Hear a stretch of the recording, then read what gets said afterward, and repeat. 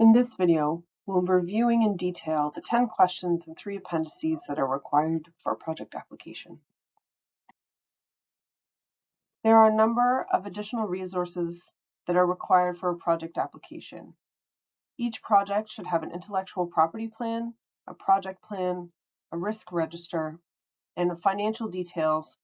And the financial details of financial workbooks that have been used in the past are now included as fields in Salesforce, and you'll see the same thing with the project intellectual property plan.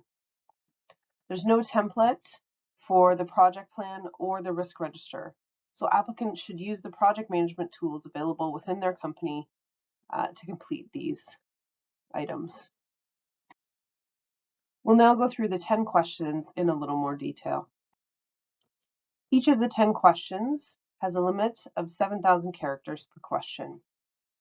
To ensure that the level of information provided for assessment is fair for all applicants, any information provided by above 7,000 characters will not be sent out to assessors, and no external links to additional material within the document will be allowed. Consider using graphs and charts, and even those process flow diagrams, as they will not count towards the total word count. Text-heavy tables will count. The questions will be answered within the portal, and the assessors will also answer 2 yes or no gateway questions. Is the project in scope for funding for this particular funding program? And is the project recommended for funding based on the overall application? Beyond those 2, we have 10 questions that we need you to answer.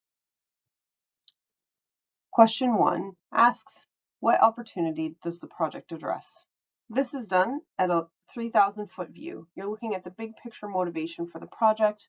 Why this project? Why now? Why these partners? And what are the goals that you're hoping to achieve? This is an opportunity to impress upon the assessors the magnitude of the scope that you're taking on. So you need to outline how the project team will work together, what kind of challenges you expect, and what kind of research questions you're looking to answer, and how that will all be done within the time frame of the project. Clearly describe all of the project partners and how the partners will collaborate towards achieving the goals the project addresses. It's very important to have all of the partners identified early on in the application. Question 2 asks, what is transformative about the project? This is an opportunity to build on the stage that you set in question 1 and clearly focus on the transformative aspects of the project, specifically about the manufacturing technology and processes that will be implemented and developed within the project. Identify to the extent which the project is transformative and innovative, both technically and commercially. Are the technologies new, or are you applying existing technologies in a new way? Outline the current state of the art for your industry and describe how this project is pushing the boundaries beyond that. Will the project lead to technological and business advantages that will allow not just the partners, but Canadian companies to leapfrog global competition? And you want to also describe how the project can be recognized globally as conferring a strength to Canadian manufacturing leadership. Within question 2, you want to explain how the project has the potential to support the transformation of each partner organization, describe any novel research, outline any background intellectual property rights in words. This will be demonstrated throughout the intellectual property plan as well.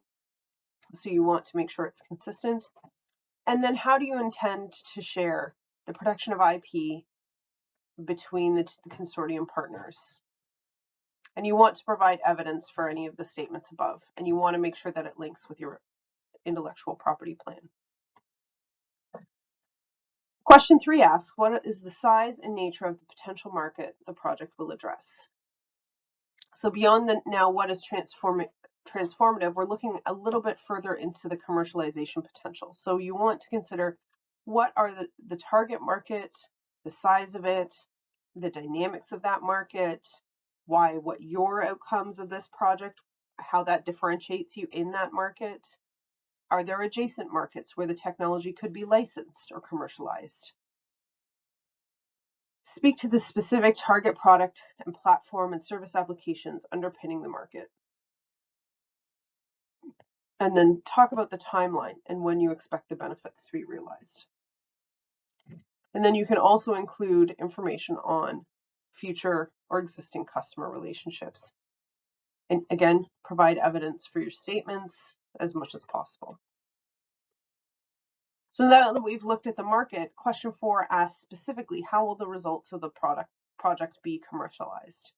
So you want to describe what will be commercialized and then show your pathway. What are the clients that you're looking to look after? What kind of markets are you looking to enter? How are you going to do that? Are there sales channels already established that you're going to take advantage of?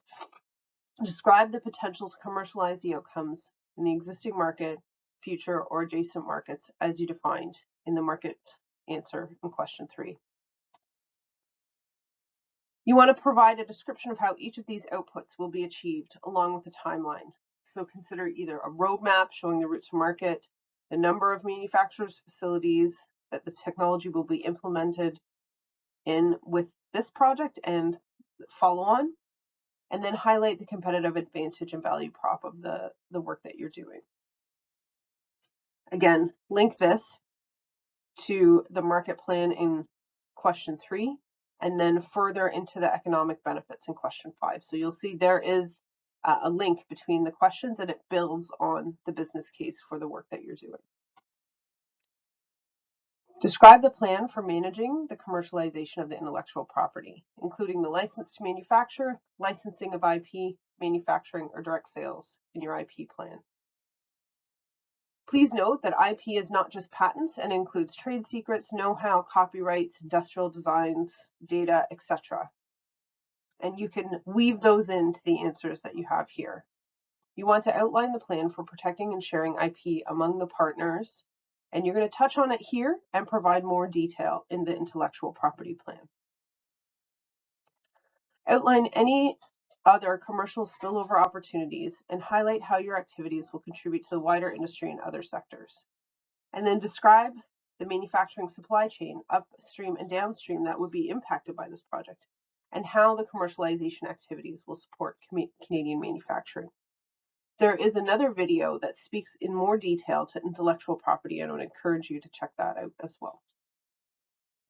Question 5 asks, what economic benefits is the project expected to deliver to those inside and outside the consortium, and over what time scale? So this is an opportunity to show the business case for the project, for the partners, as well as overall industry. So you want to talk about the impact over the duration of the projects, 2 years after the project, and 3 to 5 years after the project. So that's a short, medium, and long-term impact. And you can do that in a number of different dimensions. You also want to talk about if there are multiple manufacturers or facilities that could benefit from implementing the technology. Is this technology going to be on one site, or is there a whole network that could benefit? And then include tables showing the expected additional revenue that will be generated for each partner over the duration of the project in a similar timescale. Beyond revenue generation, the economic case for the project can be further strengthened by including additional economic benefits. This could include the efficiency gains or the reduced downtime that the technology could provide manufacturers. And there are a number of different examples here. Will there be less waste? Is there higher quality expected? And those types of things. It's also important to show the impact in terms of jobs. And so another table that could be included in your application would include the number of direct jobs expected to be created during the lifetime of the project, and then in a medium and short-term time scale beyond the project. And you'll see the details and the types of jobs that it would be helpful to identify. And then indicate any commercial opportunities for other manufacturers or industry sectors arising from the application of technology. The economic benefits here, you want to show the whole supply network that could be affected. by the work this project does? And are there spin-off business opportunities, new businesses, expanded relationships, joint ventures, and etc.? Question 6 goes beyond the economic benefit and asks, are there other impacts on the broader advanced manufacturing system and Canadians? So this is speaking to the enduring pillar that we see in our Ngen projects. And so you want to show ecosystem benefits. And there are a number of different ways that can be demonstrated in your project application. And you want the benefits to not be shown just accruing to one partner. You want to show a legacy beyond the partners for Canadian manufacturing in Canada as a whole. So highlight any workforce development and equity, diversity, and inclusion opportunities practiced by the partners. Describe how the project will create a widespread positive impact, leaving a legacy, even beyond the partners. And then describe any social benefits. Could be diversity inclusion, could be enhanced quality of life, it could include health and safety. Include any environmental benefits, which could be a benefit of the work that you're doing in your project. And you can see there's a number of different ways to demonstrate environmental benefit on this slide. And then there may be other benefits that weren't listed in the previous slides, including regulatory changes, standards development, transparency in supply chain, collaborative networks, and many different options here. Question 7 asks, what is the overall project plan? So you take the plan that you've created with your partners, and then you're going to describe it in words in this response.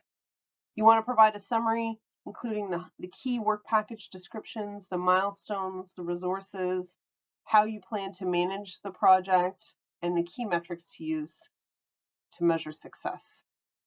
And then you'll include a project plan, including a Gantt chart in Appendix 1 that will provide a picture of all of the work that's going to be done. The assessment and scoring for this question will consider both the written answer and Appendix 1. So in evaluating the project plan, the assessors will consider the following questions. Is there sufficient detail, considering the complexity of the project? Is there sufficient detail to understand the task involved and the resources required? Are the timing of the milestones realistic? Is there a demonstration of sufficient resource commitment and capability to undertake the project? And is the project plan aligned with the costs described in the response to question 10? So the whole thing links together. Question 8 asks, what is the overall risk management plan? So beyond the project plan, we know that the projects that apply for Ngen funding are inherently risky. And so you have to demonstrate the consideration of those risks and how you intend to manage it. So you want to describe your risk management approach and the tools that you will use to identify the project risks.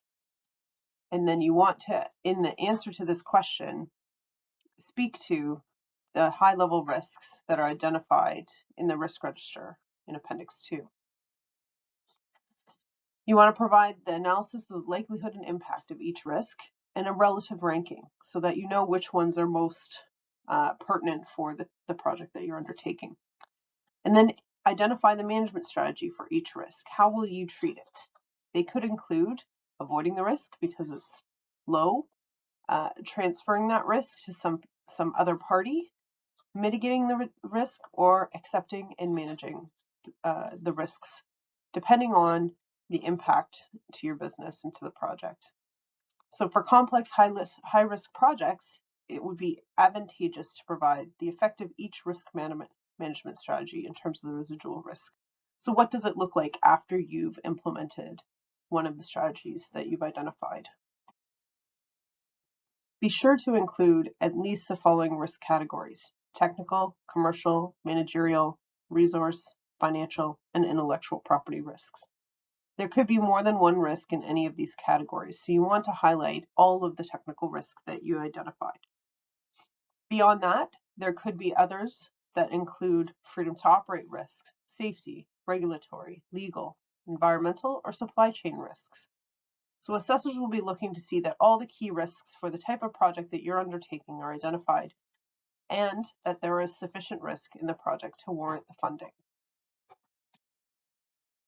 Question 9 asks to describe the collaboration in the partner's skills, experience, resources, and access to facilities to show that you can deliver the identified benefits.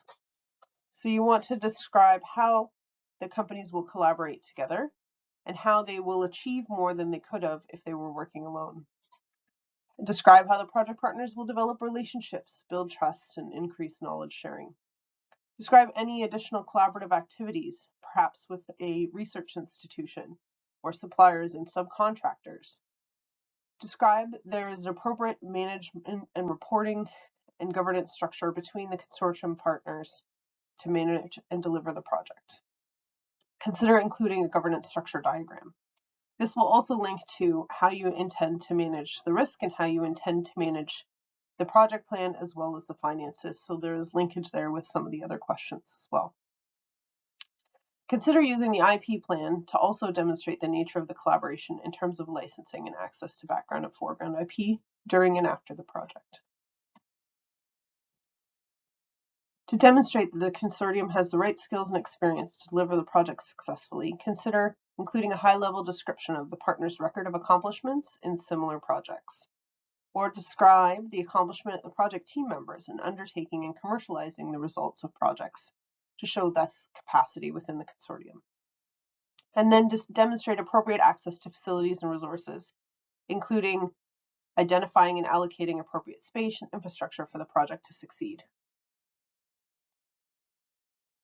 In question 10, we ask, why is Ngen funding being requested and what is the financial commitment for the project? So the first part of this question is important to say, why is Ngen funding being requested, how that benefits the project, and then demonstrate the project activities are in addition to regular business undertakings of the applicants. Is this a stretch goal? Questions to consider are is the scope affected by Ngen support? Is it critical to the development of the project as proposed? Does Ngen funding allow the project to be undertaken differently? Is it going to be done faster, at a larger scale, with more partners? And would you have formed those partnerships without the project? Or is the project too risky for commercial investors? So demonstrate why, for this particular project, Ngen funding is requested. The second part of this project is to provide a breakdown of the costs by work package and by milestone, showing how it aligns with the project plan. So you can add some of these costs into the project plan in Appendix 1, and then you want to use the financial workbooks, which are embedded in Salesforce, to indicate the anticipated project costs. Very helpful is the finance guide that's provided. There is also an additional video from the finance director that explains these things in details. You want to provide supporting information and an explanation of extraordinary or specialized project costs if you have any. So for each partner, ensure that all key points relating to these costs are described per cost category and ensure the project funding is not subsidizing regular production. In the next few slides, we'll go through the different categories of costs that are eligible for reimbursement. But for the details, I refer you to the guides on our website. So you may want to look at the different cost categories and explain why these costs connect to the project. So the labor of all the partners, any subcontractors that are required and why. Equipment, and you can see there that equipment has to be linked to the project goals, has to support a new manufacturing capability, and it has to be a capability that's not already within the organization. It's not the purchase of multiple similar pieces of equipment that would be seen as subsidizing future production activities. And so considering those points, describe the capital required with a justification as why it's necessary to achieve the goals of the project.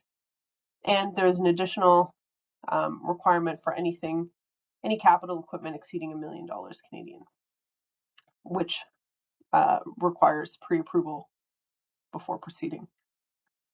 Materials, so explain any excessive amount of material or trial material that you would use. The amount of material listed should be for the purposes of the project's development aspects. It should be linked to prove out the capability. The project may also require other funding sources, so specify any that are necessary to achieve the project goals. Further enhance the value for money case, please outline if the project has the potential to attract future government or private sector investment in the short, medium, and long term. So in evaluating this question, the assessors will consider, has the project presented a clear case that these activities are in addition to regular business undertakings? Has a realistic budget breakdown been provided for the scale and complexity of the project? Is a financial commitment from other sources demonstrated for the balance of the project costs, whether it's from industry or other government funding? And is the project providing value for the money for Ngen funding? So consider the project's total potential impact and return on the amount of funding being requested. In summary, answer the questions and make sure that you are reading the guidance in detail and responding to that guidance. Quantify the answers wherever possible. Try to be succinct. Plan the project and answer all the questions with your partners. And get a second pair of eyes to review it as well. The important dates for this funding challenge are shown below. May 12th, 2023 is the project screening deadline, and May 15th, 2023 is the final application submission. Each application will be assessed by 5 expert assessors separately, anonymously, and independently. Assessors are screened for conflict of interest, are under non-disclosure agreement, and do not represent a particular organization. Assessors conduct the evaluations in 3 parts. Those gateway questions we discussed earlier. Is the project in scope for Ngen funding? Based on the information presented, would you recommend the project for funding? And then, beyond that, they will assess and score the 10 evaluation questions, including the 3 appendices and supporting documentation, including the finance workbooks. The assessment will only be based on the information contained within the application. Links to websites are not permitted, and if the information is important, it should be incorporated into the application with a reference. If you have any questions, please reach out. You'll find our official guides and resources and templates at this web address, and you can always email project@ngen.ca. We will get back to you as soon as possible.